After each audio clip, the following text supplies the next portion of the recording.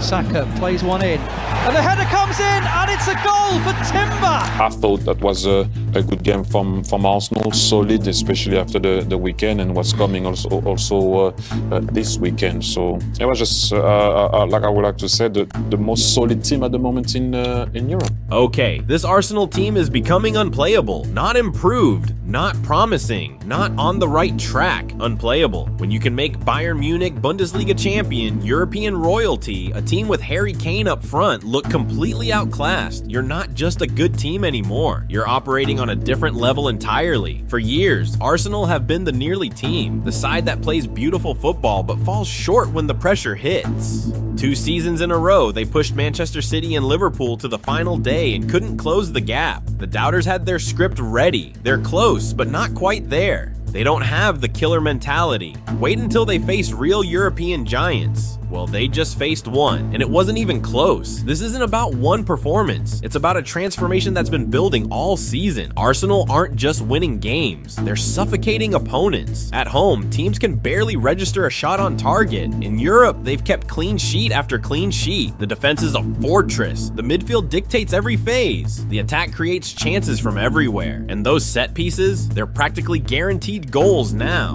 Mikel Arteta has spent years building this machine, piece by piece, refining every detail, and now in 2025, it's finally running at full power. Teams aren't just struggling to beat Arsenal anymore. They can't even live with them. This is the story of a team that has answered every question, silenced every critic, and proven they belong at the summit of European football. This is why Arsenal are becoming unplayable.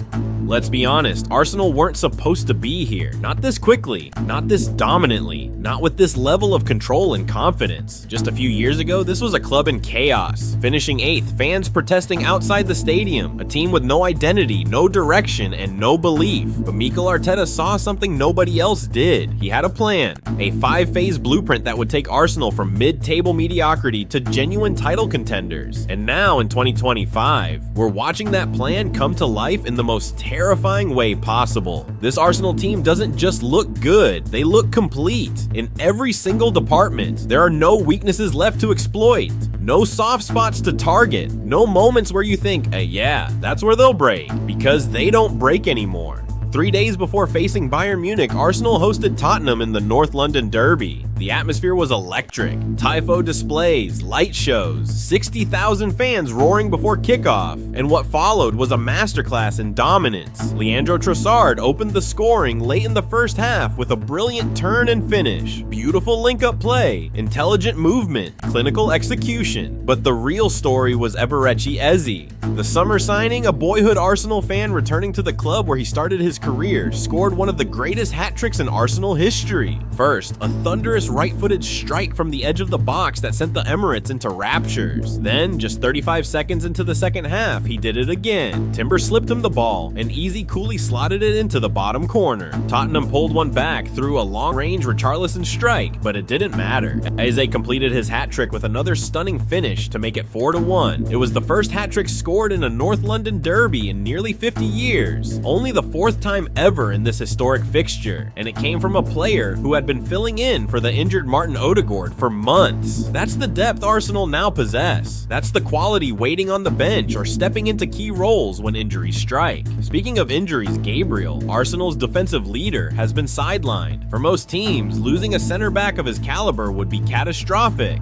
Not Arsenal. Christian Mosquera and Piero Hincapié have stepped in occasionally and looked like they've been playing for years. Against Tottenham, Piero Hincapié was rock solid. Against Bayern Munich, Mosquera handled one of Europe's most dangerous attacks with ease. William Saliba remains the constant, calm, composed, dominant in the air. Behind them, David Raya sweeps up everything with the confidence of a goalkeeper who knows his defense will rarely let him down. The midfield has been equally impressive despite absences. Odegaard is back. After months on the sidelines through injury, most teams would have seen their entire creative engine collapse without a player like him.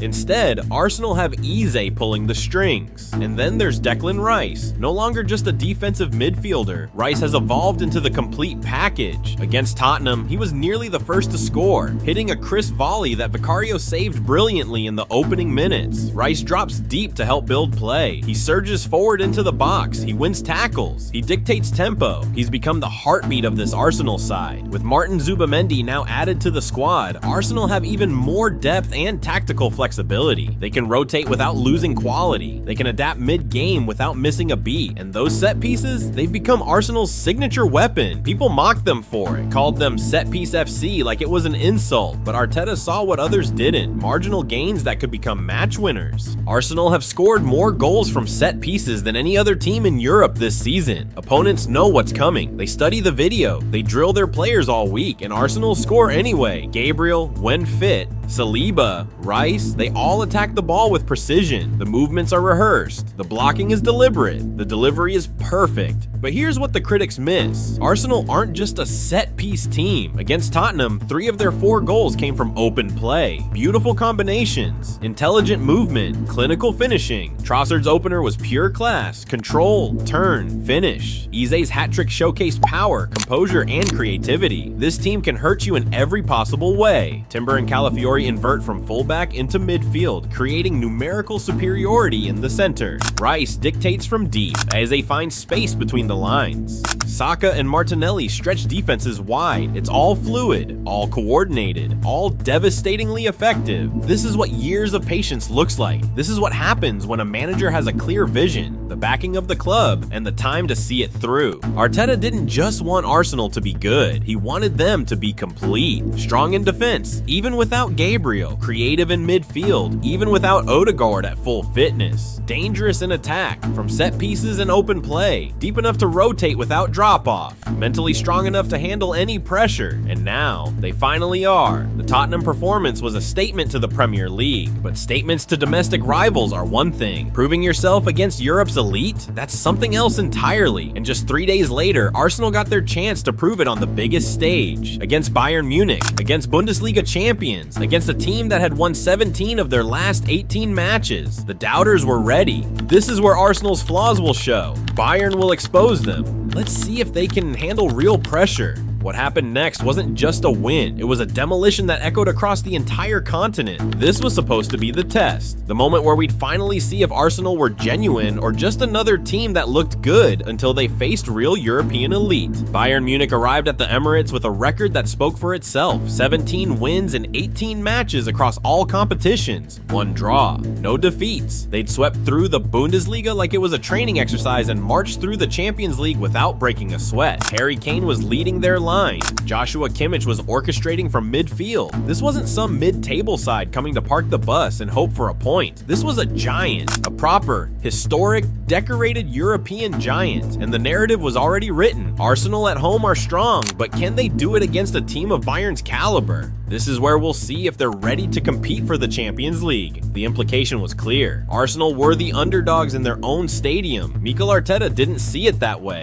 From the first whistle, you could sense something different. Arsenal weren't cautious. They weren't sitting back, absorbing pressure, hoping to nick a goal on the counter. They were hunting. Bayern dominated early possession, 74% in the opening 20 minutes. But possession means nothing if you're not creating danger, and Bayern weren't. Every time they tried to build through midfield, Rice was there. Every time they looked to switch play, Arsenal's press suffocated the space. Then came minute 22. Bukayo Saka stood over a corner on the right. The Emirates held its breath because by now everyone knows what Arsenal corners mean. The delivery was whipped in with pace toward the near post. Manuel Neuer hesitated, caught between coming out and staying on his line. And in that split second of indecision, Jurrien Timber made his move. He ghosted past his marker, leapt higher than anyone else, and glanced a perfect header into the far corner. 1-0. The Emirates exploded, not just because Arsenal had scored, but because they'd done it again. Another set piece, another moment of tactical perfection, another opponent completely undone by a routine they simply couldn't stop. For 30 minutes, Arsenal had Bayern exactly where they wanted them, frustrated, chasing shadows, unable to impose their usual dominance. But then in minute 32, Bayern reminded everyone why they're champions. 2 passes, that's all it took. Joshua Kimmich spotted space on the right and sprayed a diagonal ball toward Gnabry. The winger crossed into the box with his first touch, and there was 17-year-old Leonard Carl. One touch, pass Raya, 1-1. It was Bayern's first real chance of the match, and they'd taken it with ruthless efficiency.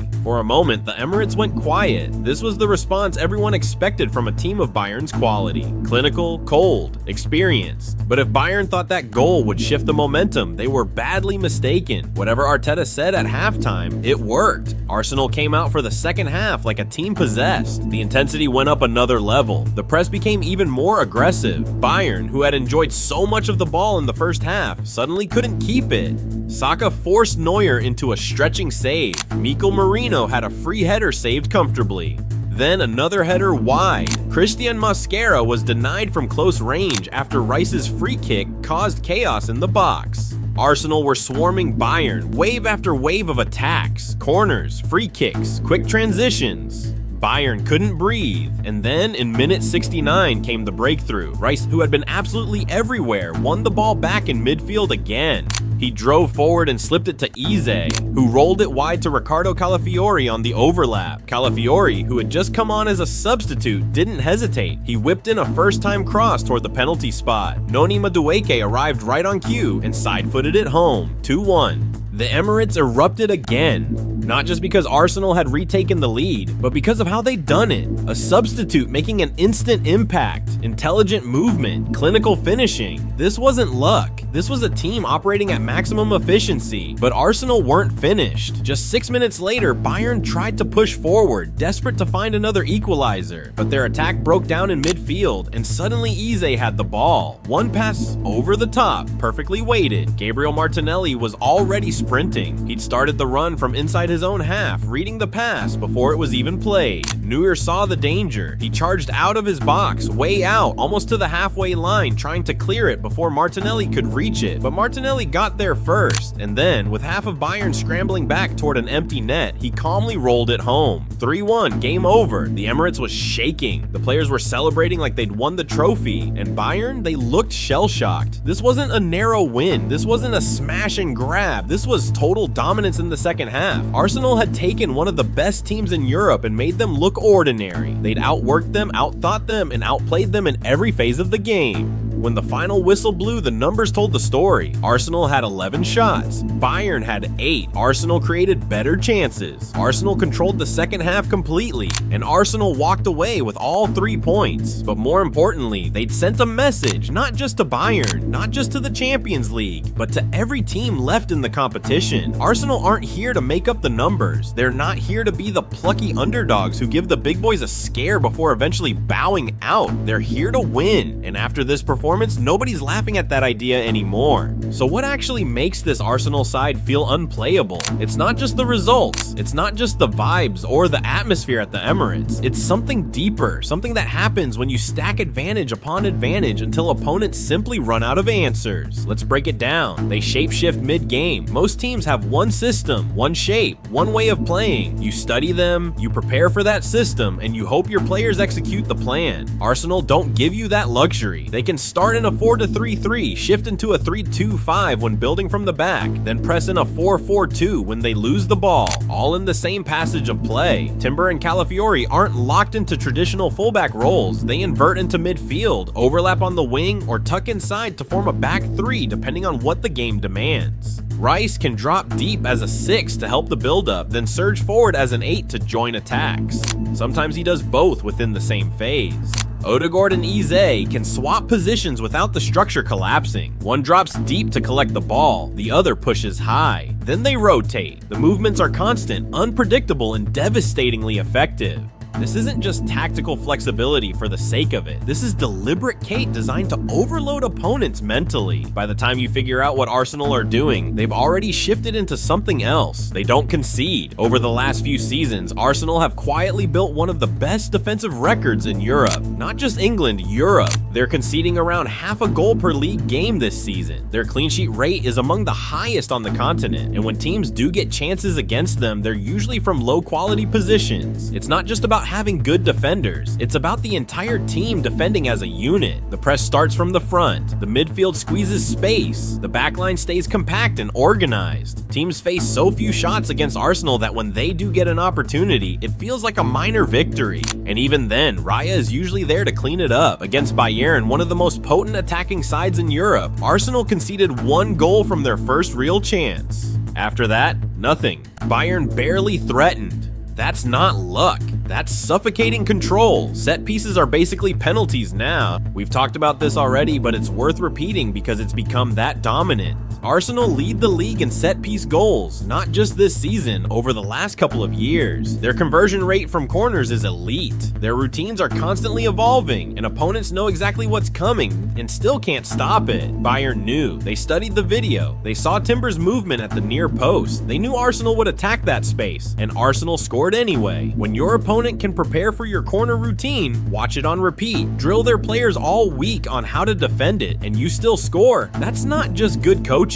That's dominance. The bench is a weapon, not a safety net. Most teams use their bench to protect leads or fill gaps when injuries hit. Arsenal used theirs to extend leads and raise the level late in games. Against Tottenham, the substitutes kept the pressure on. Against Bayern, they decided the match. Calafiori came on and immediately assisted. Martinelli came on and scored. Madueke came on and scored his first Arsenal goal. This isn't about having good backup options. This is about having players who come off the bench expecting to change the game and then actually doing it. Arteta calls them finishers for a reason. They don't just see out matches. They finish opponents. And when you can bring on players like Martinelli, Calafiori, Eze, or Timber and your team gets better, that's a problem every other team in Europe has to deal with. They don't panic anymore. Here's the biggest shift: Arsenal's mentality. A few years ago, conceding a goal would have triggered doubt. You'd see heads drop, the nervousness would creep in, the crowd would get anxious. Now conceding a goal seems to make them angry. In big games now, Arsenal look like the team that expects to decide the outcome. Not hope, not wish, expect. That shift from trust the process to we are the process is what separates title challengers from title winners. So when you stack all of that together, the tactical flexibility, the defensive solidity, the set-piece mastery, the depth, the mentality, you get a team that feels almost impossible to beat over 90 minutes. You can survive their press, you can deal with their set pieces, you can handle their intensity for stretches. But can you do all of that for 90 minutes without making a single mistake, without losing concentration for even a moment? Because that's what it takes to beat Arsenal right now, and very few teams in Europe can say they're capable of that. Maybe this is the year the process cashes in, the year patience turns into trophies, the year all the work, all the planning, all the belief finally pays off. Because right now, when you watch Arsenal play, there's a growing feeling around Europe, a whisper that's getting louder with every performance. Managers who don't like admitting it are saying it out loud now. Pundits who doubted them are changing their tune. Very, very impressive, I have to say. It's a long time since I've seen Arsenal live.